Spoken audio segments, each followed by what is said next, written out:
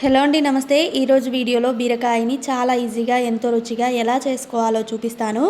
అయితే వీడియోని అస్సలు స్కిప్ చేయకుండా చూసేయండి. మరి బీరకాయ కర్రీని కుక్కర్లో చేస్తున్నాను. ముందుగా కుక్కర్లో ఆయిల్ వేసుకొని ఆయిల్ వేడయ్యాక ఆవాలు జీలకర్ర వేసుకోవాలి. ఆవాలు జీలకర్ర చిట్పట్మన్న వెంటనే 1/2 కేజీ బీరకాయలకి 2 మీడియం సైజు ఉల్లిగడ్డలు తీసుకొని ఇలా చిన్నగా కట్ చేసుకొని అలాగే దాంట్లోకి పసుపు ఉప్పు కూడా వేసేసుకుంటున్నాను.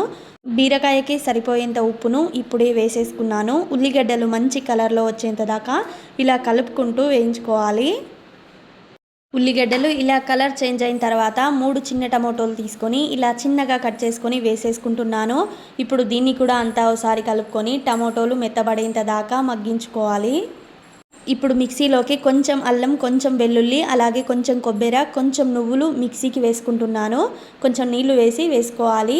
ఆ తర్వాత టమోటాలు కూడా మగ్గిపోయాయి కదా, ఇప్పుడు దీంట్లోకి బీరకాయలు కూడా వేసేస్తున్నాను. కడిగి శుభ్రంగా వేసుకోవాలి.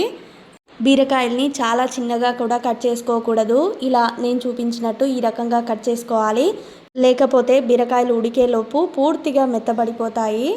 ఇప్పుడు అంతా ఒకసారి కలుపుకోవాలి. వీడియోని పూర్తిగా చూసే ముందు వీడియోకి ఒక చిన్న లైక్ అయితే ఇవ్వండి. మీరు లైక్ చేయడం వల్ల నా వీడియో చాలామందికి అయితే వెళ్తుంది. అల్లం, వెల్లుల్లి, కొబ్బరి మిక్సీకి వేసుకున్నాం కదా, అదంతా దీంట్లోకి వేసేసుకోవాలి. అలాగే మిక్సీలోకి మనం టీ తాగుతాం కదా, ఆ గ్లాస్లో 1 గ్లాస్ నీళ్లు వేసుకున్నాను.